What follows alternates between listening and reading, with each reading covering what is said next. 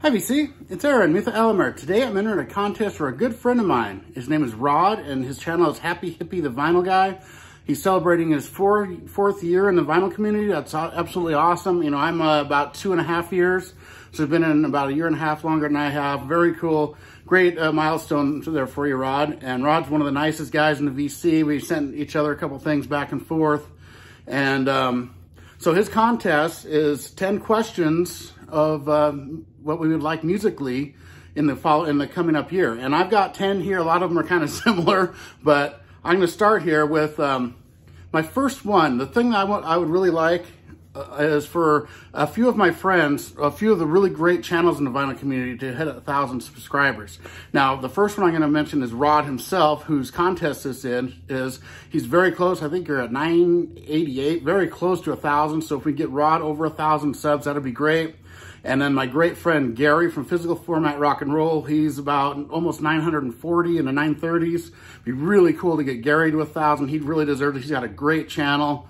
And two other channels that are in the 500s that I really think should be in the 1,000, you know, have 1,000 subs easily. And the first one is Rich Strickler. And Rich Strickler, one of the greatest channels in the vinyl community. He does all these great collaborations where they, you know, count down songs from albums. I've been on a couple with him. It's been real fun.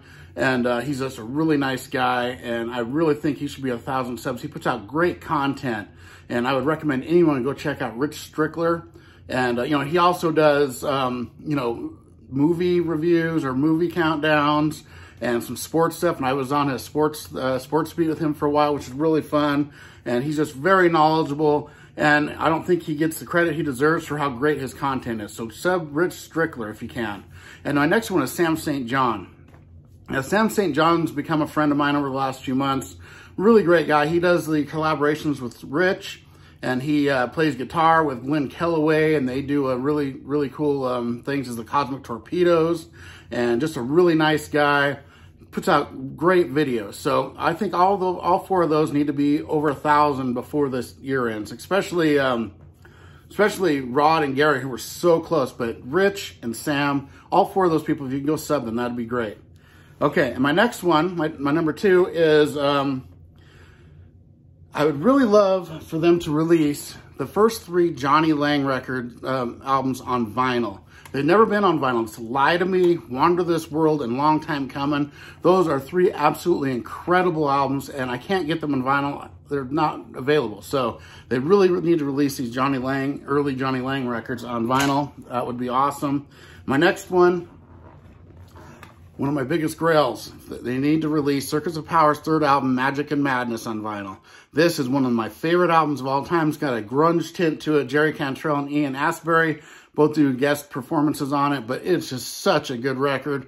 I would love to have this on vinyl so I could have the first 3 Circuits of Power on vinyl. Amazing album, Magic and Madness, my favorite by them easily, and I love their first 2. So the next thing I would like is, you know, why can't we get a box set of Van Halen that includes every studio album? So all the way from Van Halen's debut, all the way through the Sammy Hagar years, and this one. And I'd also like their 2 compilation albums to be in the box set. They did a Best of Van Halen, and then they did the one Best of Both Worlds, where they were like alternating David Lee Roth and Sammy Hagar songs, and they had 3 new Sammy Hagar songs on there that were amazing. Some of my favorite ones. If they could put all those into a big box set, every record by Van Halen, that would be awesome. I would love that.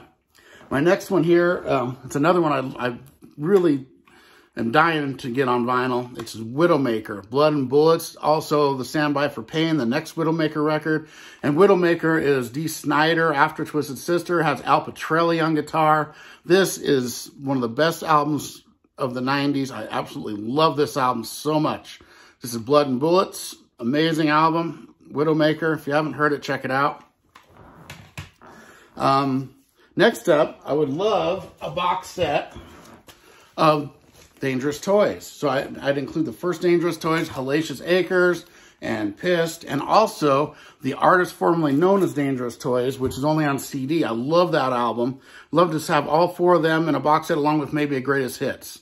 And that would be killer, or maybe even a live album by them. But a Dangerous Toys box set, I think a lot of people would buy it because they really love those first couple albums especially. but I would love to have all their stuff on vinyl. That would be amazing. Another one I like a box set of, or at least just this album. This is Shotgun Messiah with Second Coming, one of my favorite albums of all time. Very hard to get this on vinyl. It's very expensive. And this is one of my favorite records ever. I'd love to have the first 3 Shotgun Messiahs in a box set, which is their debut, just called Shotgun Messiah, Second Coming, and their third one, Violent New Breed, which has actually took an industrial turn. Really interesting album. I really love that one too. So the 3 Shotgun Messiahs.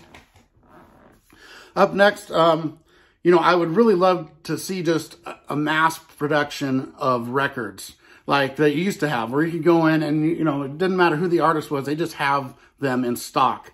You know, like you can go in and find like any Rolling Stones record, for example, and they just have them. They'll be in print. Any, you know, all the 80s bands, 90s stuff, just put everything in print and put it out there for us. That would be one of my greatest things. And my 10th one here, I would really love to get together again with Chris and Jeff, hang out with them. I love those guys. They're awesome. But I'd really love to meet, and Brandon as well. I'd really love to meet Josh, JC from Flipside, and Gary, Physical Format Rock and Roll. Those 2 guys in person, along with, you know, a bunch of other VC members I'd love to meet in person. But I would just love to actually meet them. It's hard for me to get away, so they must have to come to me. You know, there's Cosmic Brian and Sam St. John and Rich and Craig from A to Z Music Haven.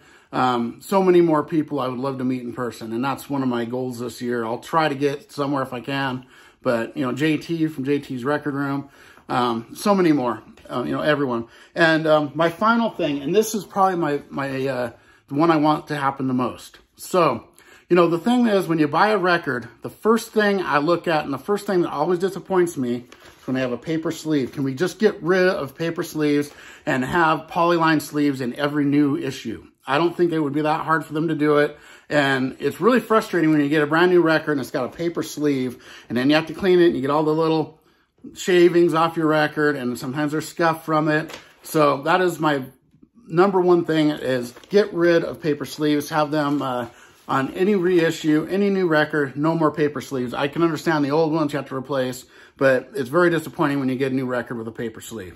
So those are my 10. And for the bonus here, I'm going to choose someone to come back. And, you know, I don't want these people to actually, you know, everyone knows this. So the person I would like to come back, and there's a reason for this, is Andrew Wood from Mother Love Bone. And the reason I'd like him to come back is he only put out 1 album and 1 EP, and then he died of a drug overdose. And he was just a very unique person. Everyone loved him in the Seattle area. I mean, all the other bands from there, they loved Andrew Wood. He was very unique. He was kind of blending glam metal and grunge together to make his own sound. And Mother Love Bone was an amazing band, and I really would have loved to see what he could have done, because his life was cut off so short. He didn't really get a chance to expand on his amazing lyrical content and great songwriting he did. And I think it would have been really special to see him do a few more records. And the person I would take away is an artist I just have never liked. And I'm sorry if you're fans of him, but it's Eminem. I just can't stand Eminem. He sounds like a whiny little kid to me, and he drives me nuts. I can't listen to him for more than 5 seconds. I call him Skittles.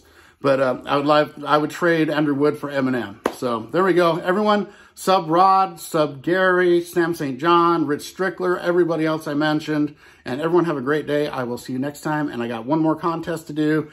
Hopefully I'll get it up tomorrow. It's for Concert Buddy, great guy in the VC as well. And everyone go check out Tone Scott. He's another great person. And his articles he's been doing on the VC and Goldmine Magazine, really cool stuff.